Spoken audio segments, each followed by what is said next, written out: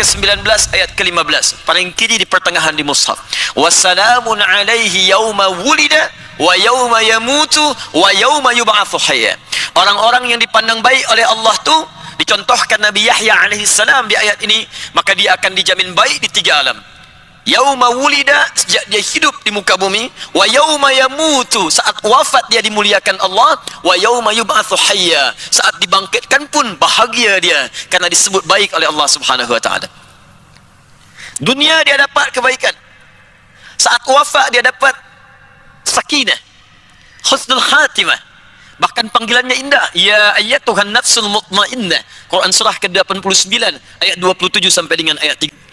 Saat wafat di alam kuburnya dia mendapatkan kenikmatan, sampai Allah menyampaikan kalau dia mampu, dia akan datang kepada keluarganya, familinya, dia akan kata, tak usah kau menangis, jangan kau bersedih, aku dibahagia sangat di sini, kalau kau mampu cepat datang menyusul sini. Itu ada di Quran surah ke-3 Ali Imran ayat 169 sampai dengan 171 ya. Saat bangkit dia di yaumul qiyamah, senang dia, bahkan saking baiknya ada orang yang diperkenankan menatap Allah tanpa hijab saat di dunia tak nampak dalam gaibnya. Dunia alladzina yu'minuna bil ghaib, di akhirat dia mampu menatap Allah tanpa hijab, berbinar wajahnya, bukan kerana masuk surganya, tapi karena bisa menatap Allah tanpa hijab. Itu ada di Quran surah ke-75 ayat 22 sampai 23, sebelah kiri paling atas di mushafnya. Wujuhun yawma idzin nadhirah ila rabbiha nadhirah. Ada orang yang wajahnya nampak bersinar gembira.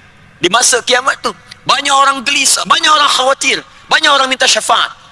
Datang ke Nabi Adam tak mampu beri syafaat, datang ke Nabi Ibrahim tak mampu beri syafaat, datang ke Nabi Musa tak mampu beri syafaat, datang ke Nabi Isa malu beri syafaat, karena banyak umat yang menganggap dia sebagai Tuhan.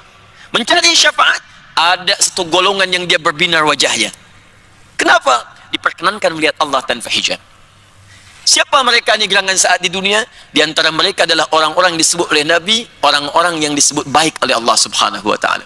Jika tuan-puan ingin masuk ke dalam golongan ni, maka di antara pintu-pintunya ada pintu yang dibuka oleh Nabi sallallahu alaihi wasallam, dimasukkan oleh Imam Al-Bukhari dalam Kitabul Ilmi nomor hadis 71. Siapa gerangan mereka ini? Yuridillahu bihi khaira, man yuridillahu bihi khaira yufaqqihhu fid din. Maka orang ini akan dibimbing oleh Allah langsung, diringankan langkahnya, dibukakan pintu hatinya untuk mau belajar mendalami tuntunan agamanya. Jadi kalau ada penambahan dari urusan dunia, kedudukan tu meningkat, hati-hati, jabatan mulai meningkat, harta mulai melimpah, jangan dulu bangga, karena itu boleh jadi belum jadi ukuran kebaikan di hadapan Allah Subhanahu wa taala. Tapi berbahagialah kita semua, di antara sekian hamba Allah yang hidup di sekitaran Kuala Lumpur ni, kitalah yang dipilih oleh Allah Subhanahu wa taala untuk berada di tempat terbaik di muka bumi, di masjid di rumah Allah, untuk belajar dari tuntunan sebagian dari agama kita. Semoga ini menjadi tanda pertama yang diberikan oleh Allah Subhanahu wa taala untuk merubah kita menjadi orang baik di dalam pandangan Allah, insya-Allah. Ya. Dan tidaklah cukup dengan amin, kita mesti belajar dulu ni. Ya. Jadi kurang apa lagi lah baiknya Allah pada kita. Sudah diberikan ringan langkah, datang ke masjid, duduk pula, tinggal belajar. Kalau ini semua belum mampu merubah kita jadi baik, dengan cara apa lagi Allah mesti merubah kita semua. Ya, hadis yang kedua dalam hadis Ibnu Majah nomor hadis 233, diriwayatkan oleh sahabat Abu Darda radhiyallahu taala anhu, orang-orang yang kemudian berangkat untuk menuntut ilmu, maka setiap gerak langkahnya, peluh keringatnya akan dicatat langsung untuk meringankan langkah ia ke surga. Nabi SAW bersabda, man saraka tariqan yaltamisu fihi ilma, sahhalallahu lahu tariqan ilal jannah. Siapa yang mampu menggerakkan langkahnya, menyiapkan dirinya, menempuh jalan dia untuk belajar pengetahuan walaupun sedikit saja, ilma nakirah, walaupun sedikit, satu ayat saja, satu hadis saja, maka Allah akan balas semua jerih payahnya, semua kesungguhannya dengan meringankan langkahnya ke surga, insya-Allah. Jika tuan-puan ingin belajar di majlis manapun, lalu memilih mana pelajaran yang harus saya dahulukan, maka di antara sekian yang banyak kita pelajari itu, ada fiqh kah, ada tauhid kah, ada tafsir kah? Maka Nabi memberi rumus, dan rumus ini disebutkan oleh Al-Imam Al-Bukhari dalam kitab sahihnya nomor hadis 4739. Imam Al-Bukhari menerima dari seorang bernama Hajjaj bin Minhal. Hajjaj menerima dari Syu'bah. Syu'bah menerima dari Alqamah ibnu Marthad. Alqamah ibnu Marthad menerima dari Sa'ad bin Zubaidah. Sa'ad bin Zubaidah menerima dari Abu Abdurrahman As-Sulami. Abu Abdurrahman As-Sulami menerima dari Uthman bin Affan radhiyallahu taala anhu. Di riwayat jalur kedua dari sahabat Ali bin Abi Thalib karamahu wajah. Keduanya menerima dari Rasulullah sallallahu alaihi wasallam. Qala khairukum man ta'allama al-Qur'ana wa 'allamah. Khairukum man ta'allama al-Qur'ana wa 'allamah. Kata Nabi, jika ada orang baik di muka bumi ini yang hendak nak belajar, maka di antara mereka yang terbaik adalah orang-orang yang mau memulai pelajarannya dengan belajar Al-Quran, lantas mengamalkan apa yang telah ia pelajari itu. Kerana itu insyaAllah dalam kuliah pagi ini kita akan mencoba untuk berusaha menjadi orang baik dalam pandangan Allah dan Rasulullah dengan belajar tentang panduan hidup berdasar pada tuntunan Al-Quran dan Sunnah Rasulullah sallallahu alaihi wasallam. Mari kita mulai kuliah kita ini. Semoga Allah berkahi kita semua, berikan keikhlasan sehingga mudah ilmu kita dapatkan dan kita amalkan dalam kehidupan kita insya-Allah. Baik, bismillah. Pertama, mengapa Al-Quran? Saya ulang ya. Mengapa mesti Al-Quran? Satu. Yang kedua, apa fungsi Al-Quran atau manfaat Al-Quran bagi kehidupan kita hingga kita berpulang kepada Allah.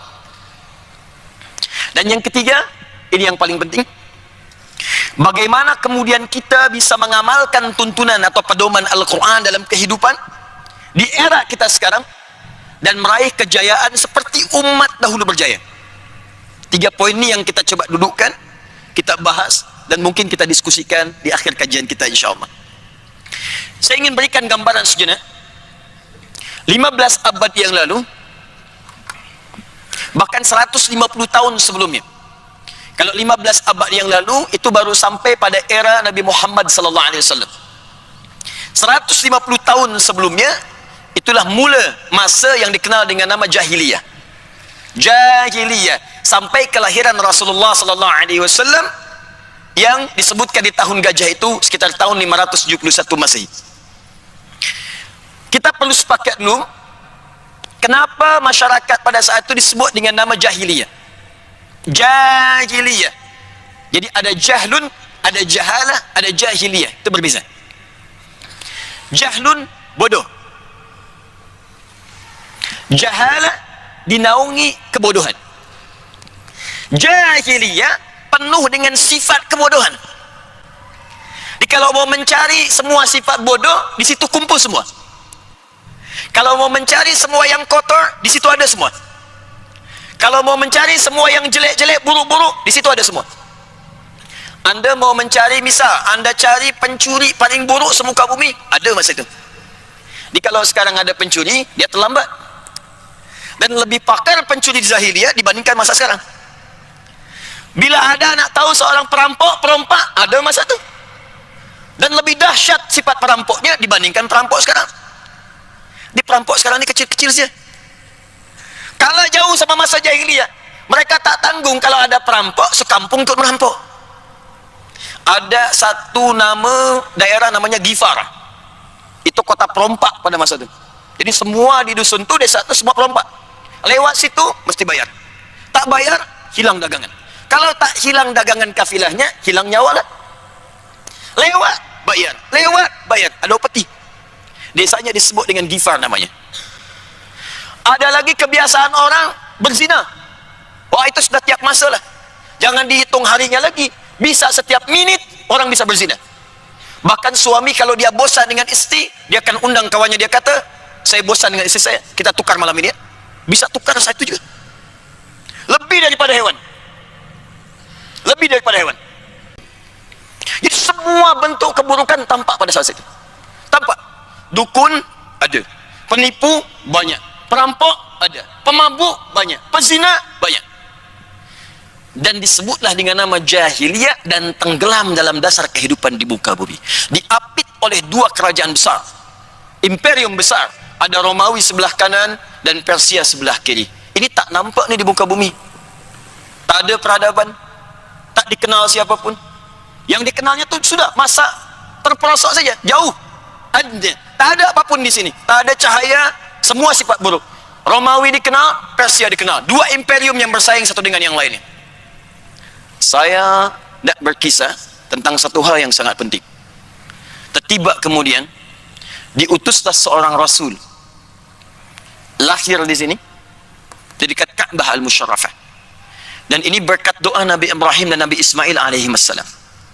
Nabi Ibrahim, Nabi Ismail alaihi wassalam, selesai mereka berdua meninggikan bangunan Ka'bah, maka berdoa di dekat Ka'bah. Di antara doanya memohon kepada Allah agar dilahirkan seorang rasul yang terbaik di akhir masa nanti di tempat yang paling baik di bumi. Karena rasul ini spesial, rasul paling mulia, rasul paling istimewa. Ya Allah, lahirkan di tempat spesial paling istimewa di bumi. Tak ada tempat paling istimewa di bumi kecuali Ka'bah Al-Musyarrafah. Rumah pertama yang dibangunkan untuk manusia, bukan manusia yang bangun. Quran surah ketiga ayat 3 ayat 96 sampai 97. Inna awwala baitin wudi'a linnas. Sungguh rumah pertama yang dibangunkan untuk manusia, Ka'bah. Lalladzi bi Bakkah mubarakah. Berdoa di samping Ka'bah, diabadikan doanya dalam Al-Quran surah kedua Al-Baqarah ayat 129. Paling kiri agak sedikit ke atas. Rabbana wab'ats fihim rasulan minhum yatslu alaihim ayatika wa yuallimuhumul kitab wal hikmah wa yuzakkihim innaka antal azizul hakim. Rabbana ya Allah, wab'ats fihim rasulan minhum, mohon nanti kelak utus seorang rasul dari kalangan mereka yang lahir di sekitaran Ka'bah ini, bukan di tempat lain. Dia akan membawa misi, membawa ayat-ayatmu. Karena itu nanti wahyu yang turun pada Nabi Muhammad semua disebut dengan ayat. Al-Quran disebut dengan ayat. Al-Baqarah 286 ayat, Ali Imran 200 ayat, An-Nisa 176 ayat. Ayat. Wa yu'allimuhumul kitab, lalu mengajarkan kandungan ayat itu. Wal hikmah, menyampaikan esensinya, hikmahnya. Wa yuzakkihim, dan membimbing umatnya, membimbing kemudian masyarakatnya supaya terbebas dari sifat-sifat yang buruk. Innaka antal azizul hakim. Sungguh engkau yang maha perkasa dalam mewujudkan itu dan maha bijak untuk memilih siapa sosok itu. Itu doanya Nabi Ibrahim, Nabi Ismail alaihi wassalam. Nabi Ibrahim itu kakek buyut Nabi Muhammad generasi ke-30. Setiap satu generasi itu bisa 2000 tahun, 3000 tahun, 1000 tahun, ribuan tahun usianya. Jadi ini generasi ke-30. Muhammad sallallahu alaihi wasallam bin Abdullah bin Abdul Muttalib bin Hashim bin Abdul Manaf bin Qusay bin Murrah bin Kilab bin Ka'ab bin Ghalib bin Fihr bin Malik bin Nadar bin Kinana bin Khuzaimah bin Mudrika bin Ilyas bin Nizar bin Mudar bin Ma'ad bin Adnan bin Adli bin Adri bin Muqawwam bin Nahur bin Tarikh bin Ya'rub bin Yasjub bin Nabit bin Ismail alaihissalam bin Ibrahim alaihissalam. 30 generasi. Jadi tuan-puan bisa bayangkan, berdoa 30 generasi sebelumnya, jawabannya datang lama setelahnya. Di doa itu pasti ada faedahnya. Kalau tak dikabulkan sekarang, esok lusa mungkin cucu yang dapat. Tuan-puan berdoa, ya Allah jadikan keturunan hamba, ya Allah ada yang penghafaz Al-Quran. Bila bukan tuan, bukan puan, mungkin cucunya nanti. Mungkin anak dari cucu, bisa. Jadi semua doa selalu ada faedahnya. Lalu berdoa dikabulkan oleh Allah subhanahu wa ta'ala, lahirnya Nabi Muhammad. Nah yang mau saya sampaikan, ini yang sangat luar biasa. Ketika Nabi ini diangkat oleh Allah, Muhammad sallallahu alaihi wasallam diangkat oleh Allah menjadi rasul, maka yang paling indah, mukjizat terbesarnya, yang diturunkan bukan tongkat seperti Musa yang bisa membelah lautan, bukan seperti Nabi Isa yang sekali sentuh penyakit bisa sembuh. Sentuh sembuh, masaha menyentuh, masaha.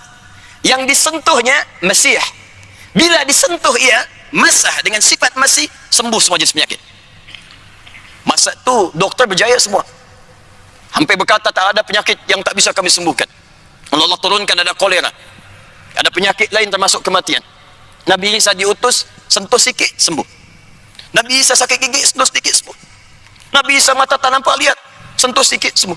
Dokter bangkrut lah situ, tak ada lagi. Tapi Nabi Muhammad tadi diberi itu. Apa yang diberikan pada Nabi Muhammad SAW?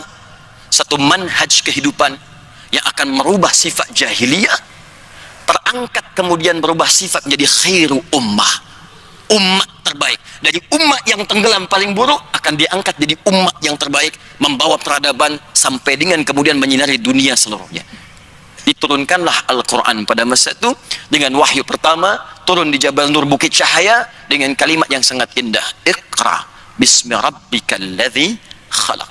Hingga turun kemudian 30 juz, hingga turun 114 surah, hingga sampai sempurna keseluruhannya. Yang ingin saya sampaikan sebagai pembuka di mukaddimah kita, tiba kemudian dengan turunnya Al-Quran itu, umat yang tadinya disebut dengan jahiliyah, tiba kemudian merubah status menjadi khairu ummah. Turunlah Quran surah 3 ayat 110, paling kiri sebelah atas di mushaf, sebagai pengakuan terhadap perubahan dari jahiliyah menjadi khairu ummah. Kuntum khairu ummatin ukhrijat linnas ta'muruna bil ma'ruf wa tanhauna 'anil munkar wa tu'minuna billah. Khairu ummah. Khair itu puncak sifat-sifat kebaikan. Baik itu ada 5 dalam Al-Quran. Tayyib, Quran surah kedua ayat 168. Khair, Quran surah 3 ayat 110. Ma'ruf, Quran surah 3 ayat 104. Ihsan, Quran surah ke-46 ayat ke-15. Salih, Quran surah ke-7 ayat 189. Bila disebutkan khair, itu artinya sifat-sifat, kumpulan sifat mulia yang akan merubah seseorang berperilaku baik kemudian. Jadi kalau ada orang jujur, maka ini yang paling jujur. Kalau ada orang sabar, ini yang paling sabar. Kalau ada orang tawadhu, ini yang paling tawadhu. Bayangkan, dari tadinya jahiliyah paling kasar, tiba kemudian menjadi manusia paling lembut dalam kehidupannya. Tadi yang saya cakap, orang yang tiap masa naik ke atas Jabal Qubais itu namanya Umar bin Khattab radhiyallahu ta'ala anhu. Hanya mendengar satu kalimat Taha, surah ke-20, tiba ada sentuhan dalam jiwanya. Datang, didoakan oleh Nabi sampai mengucapkan kalimat asyhadu an la ilaha illallah wa asyhadu anna Muhammad Rasulullah. Siapa yang tak kenal Umar bin Khattab radhiyallahu ta'ala anhu, yang saat jadi khalifah bisa tiap malam dia keliling melihat rakyatnya. Kerasnya berubah jadi tegas, perhatiannya luar biasa.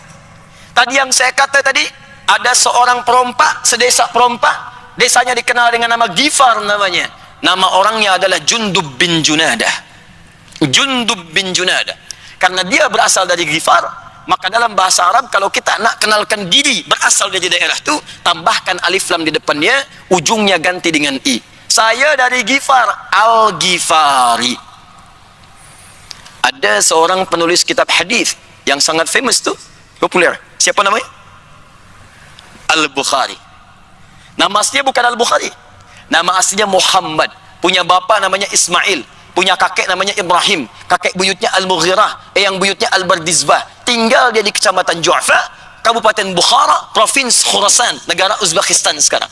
Karena dia berasal dari Bukhara, dia kenalkan namanya, saya berasal dari Bukhara, tambah alif lam depannya, ujungnya tutup dengan i, Al-Bukhari. Ada Ustaz Hamdan ni dari Putrajaya. Dia datang ke Mekah, dia senalkan diri.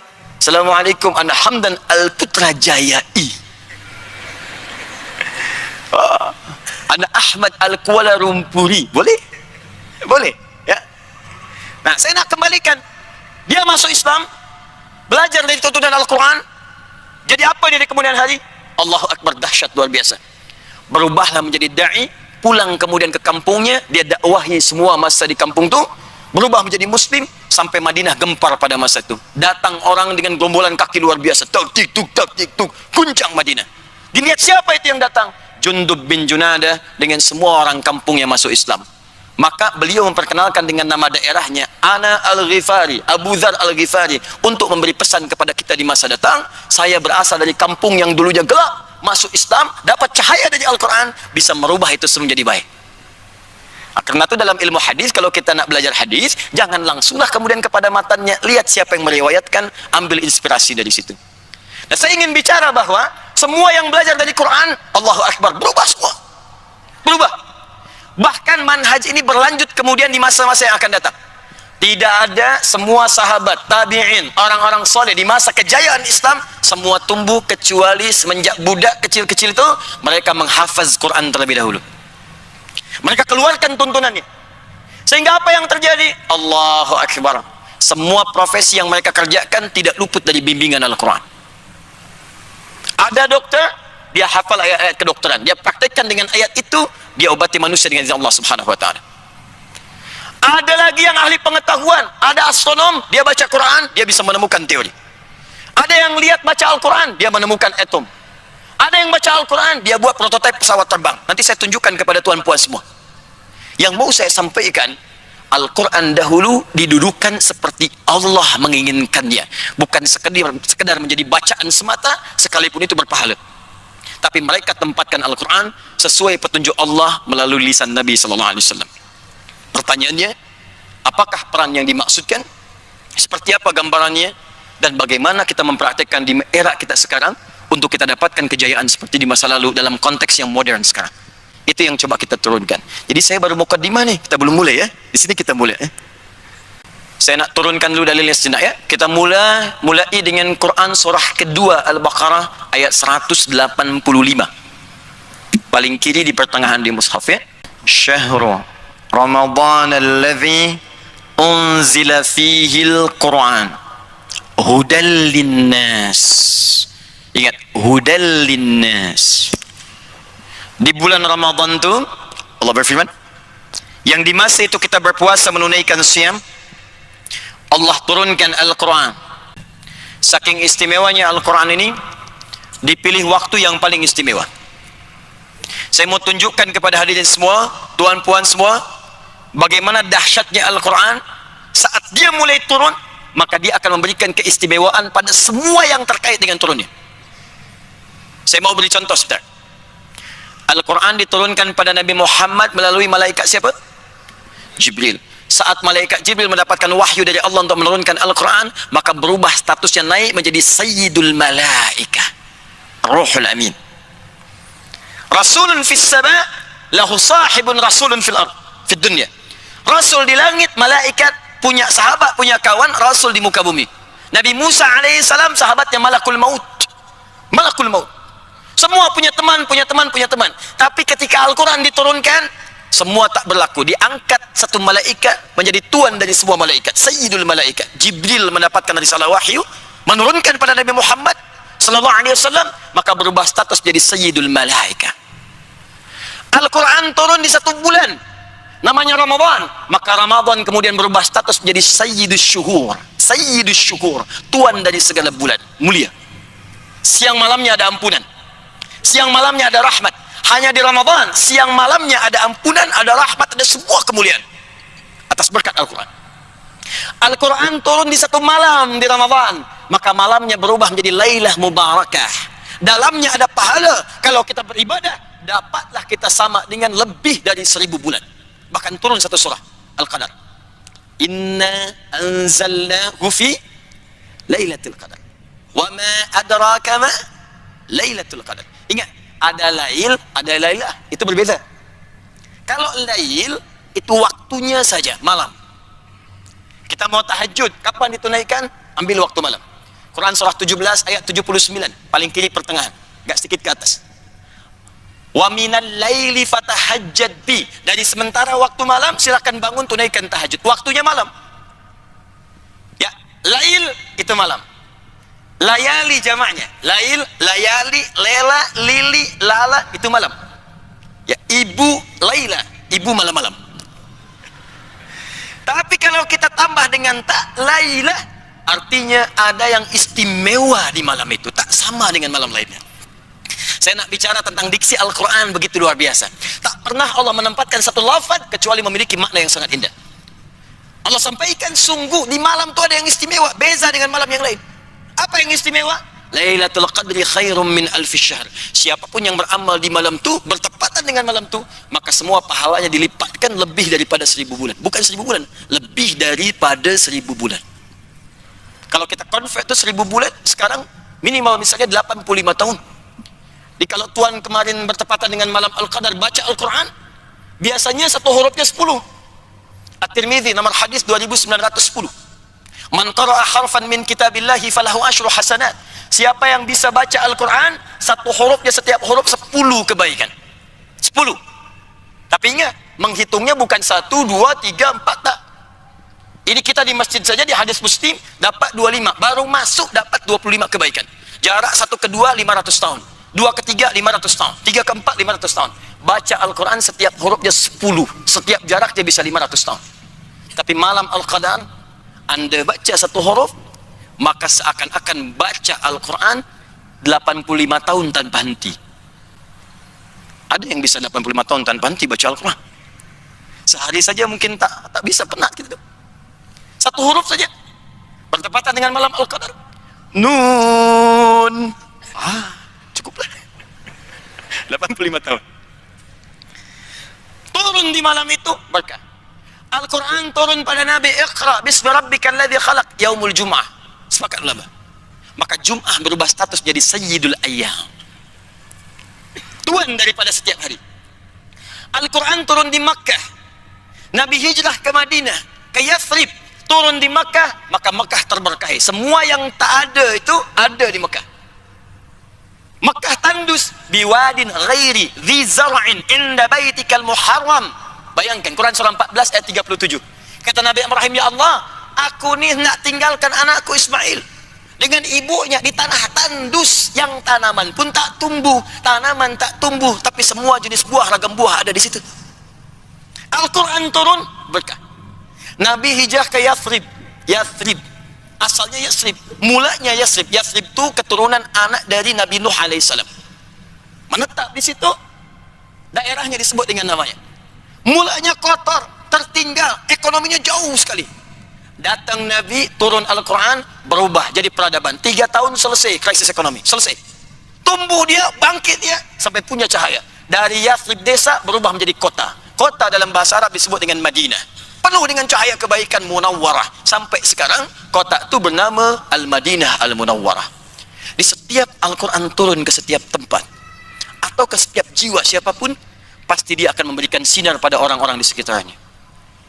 Kalau pakcik, tuan puan tak percaya, silakan jadikan anaknya, budak yang paling kecil saja, dia hafaz Quran usia 5 tahun, maka dia akan membawa cahaya di rumahnya. Saya mengajar anak-anak hafaz Quran itu. Allahu Akbar, ada 1 anak, 2 anak, 3 anak hafaz Quran dengan nomornya, dengan halamannya, dengan tempatnya, dengan temanya. Tiba kemudian dia mendapatkan hadiah untuk berhaji. Yang hafaz Quran anaknya, yang berhaji ibundanya, gurunya, teman-temannya, pamannya, bibinya, semua dapat. Dan ditanya, pertanyaan mulai yang pertama, anak siapa ini? Yang hafaz anaknya, yang ditanya bapak ibunya. Di mana belajarnya? Yang hafaz anaknya, yang dicari gurunya.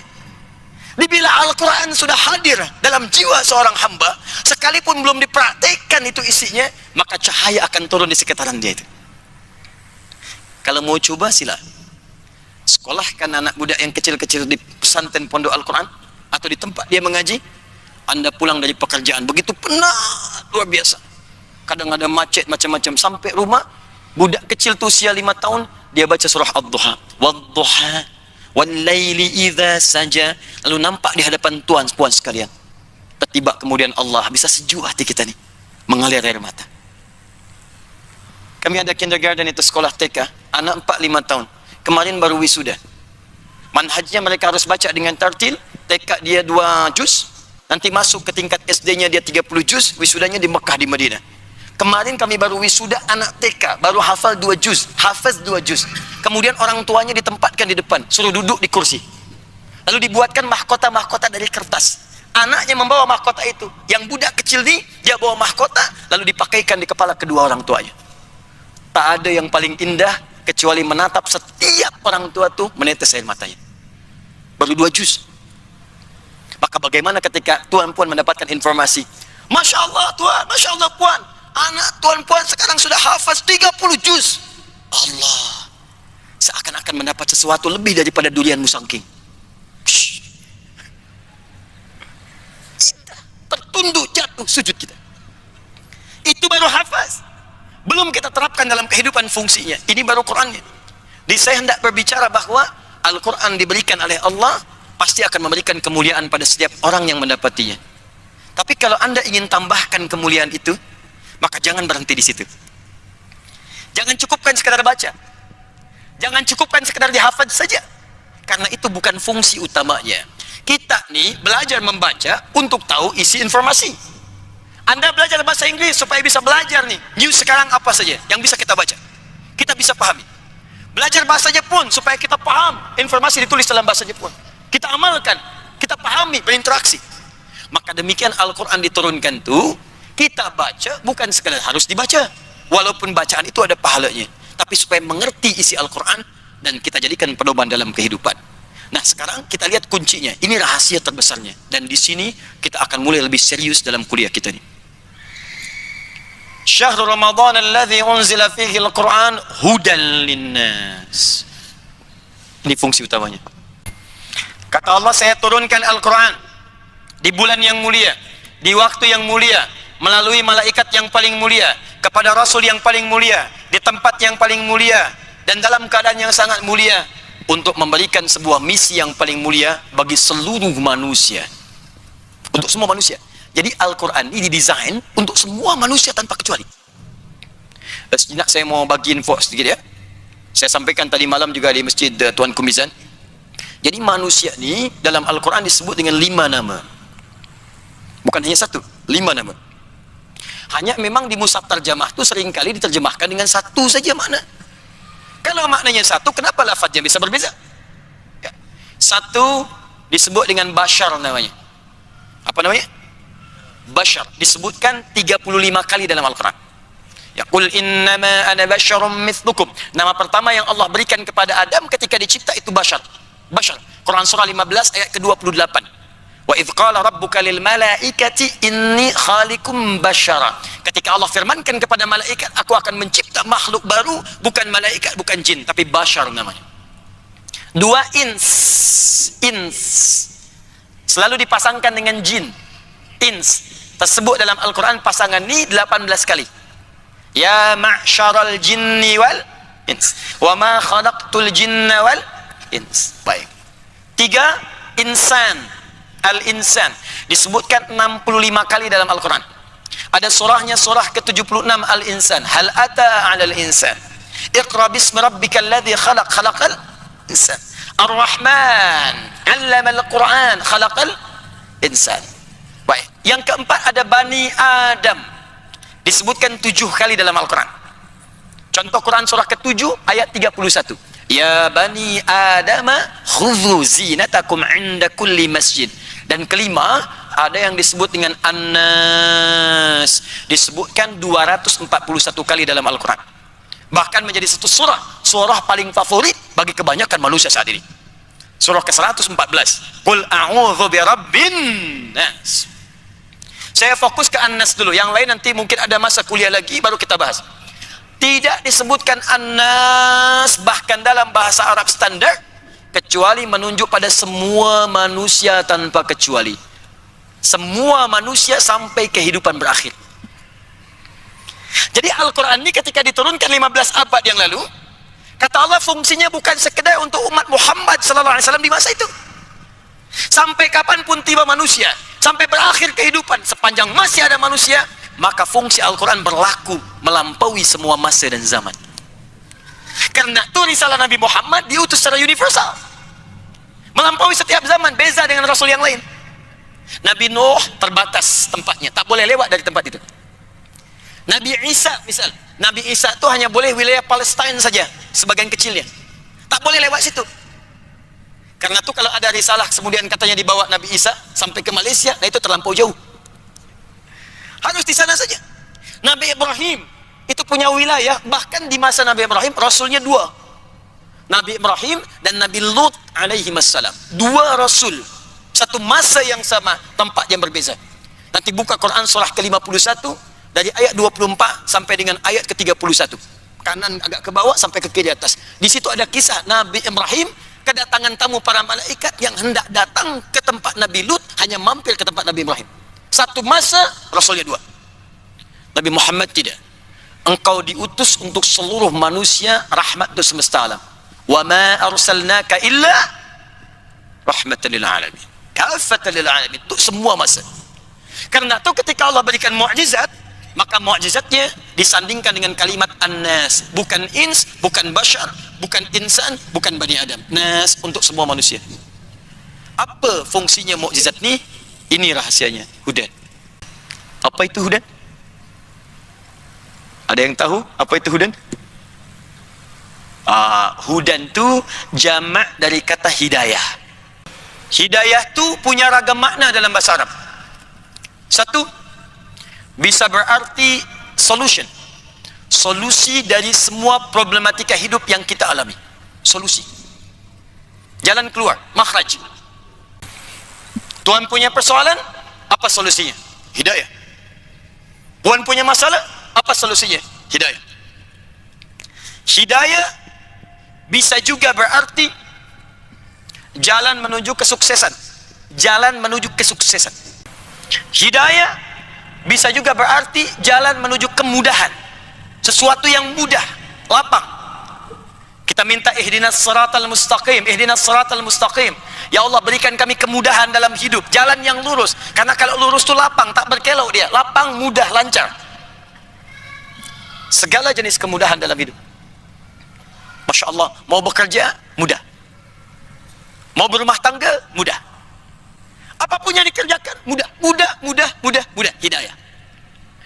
Bila kita nak satukan semua ni, solusi, sukses, mudah, hidayah, maka rubahlah bentuknya menjadi jama'. Jama' tu mengumpulkan semua maknanya. Maka dirubah kalimat hidayah menjadi hudan namanya. Hudan, jama' dari kata hidayah. Jadi kalau sudah berbicara tentang hudan, berarti semua ragam jenis hidayah ini terkumpul dalam kalimat ini. Di sini ada solusi, di sini ada jalan keluar yang mudah, di sini ada bimbingan kesuksesan. Artinya apa? Isi Al-Quran itu ketika diturunkan oleh Allah kepada Nabi Muhammad SAW dalam masa kurang lebih 23 tahun itu, dari Al-Fatihah sampai An-Nas, bukan bacaan biasa, tapi semuanya ada bimbingan kehidupan, ada panduan hidup, ada pedoman hidup yang memberikan solusi, kemudahan, kesuksesan pada semua aktiviti kita yang kita jalani sampai berpulang kepada Allah. Itulah Al-Quran. Saya nak beri contoh, tapi tak usah dicatatlah, karena saya baca sedikit cepat. Ya, nanti kalau ingin melihat kembali, boleh lihat nanti review di rekaman. Ya, saya nak beri contoh sini. Dari mulai lahir sampai wafat. Pertama, mula masa dalam kandungan. Bagaimana di kandungan tu, dalam kandungan lemah jadi berat, terlahir anaknya menjadi soleh. Apa tuntunan dalam Al-Qurannya? Kita buka Quran surah ke-7 ayat 189. Keadaan janinnya bisa dibuka di Quran surah ke-22 ayat yang kelima. Detilnya di Quran surah ke-23 dari ayat 9 sampai dengan ayat ke-11-nya. Kemudian dia terlahir. Saat melahirkan, apa tugas pertama seorang ibu yang baru melahirkan dan tugas ayah yang baru mendapatkan anugerah anak? Disebutkan bimbingannya di Quran surah kedua ayat 233. Lalu dia tumbuh, diberikan ASI, diberikan susunya sampai dengan usia 2 tahun sempurnanya. Apa bimbingan yang pertama diberikan pada masa itu? 2 tahun sampai menjelang balik. Turun Al-Quran surah ke-31 ayat ke-13 sampai dengan ayat ke-19-nya. Lalu dia setelah itu berusaha untuk mencari pengetahuan. Bagaimana mendapatkan pengetahuan yang sempurna supaya imannya menguat, ilmunya pun meluas. Maka ada di Quran surah ke-58 ayat yang ke-11. Cara mencarinya di Quran surah ke-9 ayat 122. Maka dia mulai berpindah tempat lagi, naik lebih tinggi lagi, bergaul dengan orang yang berbeza. Jangan sampai terpengaruh. Ada laki-laki, ada perempuan, bagaimana bergaul yang baik supaya tetap menjaga takwa. Ada bimbingan di Quran surah ke-49 ayat ke-13-nya. Dia mulai mengenal pasangannya. Apa yang harus dilakukan supaya tidak terjebak dalam pergaulan yang tidak baik. Maka kalau sudah tahu ta'aruf, berikan maharnya. Quran surah ke-4 ayat ke-4. Lakukan pernikahan. Quran surah ke-30 ayat ke-21. Setelah dia menikah, maka mestilah belajar tentang cara menjalani rumah tangga. Apa hak kewajiban suami, apa hak kewajiban istri. Jangan sampai berumah tangga tapi tak tahu bagaimana menjalaninya. Maka muncullah kemudian tuntunan dasarnya di Quran surah ke-4 ayat 34. Itu tugas pokoknya. Lalu dirinci oleh Al-Quran. Kamu suami, ini tugasnya. Pertama, mencari nafkah. Bagaimana cara mencarinya? Quran surah kedua ayat 168. Itu yang standar. Kalau ingin cepat baru berangkat, rezeki sudah menanti. Maka ada di Quran surah kedua ayat 172. Ingin lebih cepat lagi, belum berangkat, rezekinya sudah menunggu. Bahkan ada yang mendatangi dari sisi yang tidak dia duga. Ada amalannya di Quran surah ke-7 ayat 96. Kemudian pun jangan lupa, kadang-kadang saat bekerja tidak kosong dari ujian. Ada yang mencoba ingin bersaing dengan cara yang tidak sehat, menyingkirkan, menyungkurkan dan macam-macam. Maka Anda lakukanlah amalan supaya dijaga oleh Allah Subhanahu wa taala di Quran surah ke-17 ayat ke-79 sampai 81. Jika ada yang sudah mau menjatuhkan Anda dijahili, maka lakukan amalan di Quran surah ke-21 ayat ke-87 sampai dengan 88-nya. Bagaimana tugas seorang istri di rumah? Dia menjaga rumah tangga, jaga izzahnya, jangan sampai runtuh aibnya, datang aib di rumah tangga. Quran surah 4 ayat 34. Jika sudah punya anak, anaknya sulit diarahkan, maka bimbingannya turun di Quran surah ke-17 ayat 23 sampai dengan 27-nya. Kalau pernah capek lelah datang sakit, wajar, namanya manusia pasti ada sakitnya. Nabi Ibrahim pernah sakit. Kalau yang ringan-ringan saja, petunjuknya ada di Quran surah ke-26 ayat 80. Kalau memang secara medis klinis, kata medis ini tak mungkin sembuh, tak ada obatnya nih, tak ada yang mustahil bagi Allah. Diturunkan Quran surah ke-21 ayat 83 sampai 84. Kata Allah, kalau tuan puan mengerjakan amalan seperti amalan Nabi Ayub nih, maka kami akan sembuhkan seperti Allah sembuhkan Nabi Ayub. Wa dzikra lil abidin. Naik lagi. Tuan sukses bekerja, bagaimana cara mensyukuri nikmatnya supaya nikmat itu terjaga, bertambah lagi, tambah lagi. Maka formulanya ada di Quran surah ke-14 ayat yang ke-7. Kalaulah ada tahadiat, tantangan, hambatan, maka bersabar. Cara pertama, identifikasi masalahnya supaya bisa kita selesaikan. Maka identifikasinya dari yang kecil, menengah, besar ada di Quran surah kedua ayat 214. Rinciannya ada di Quran surah kedua ayat 155 sampai dengan 157. Solusinya ada di Quran surah ketiga ayat 142. Naik lagi. Usia 40 tahun.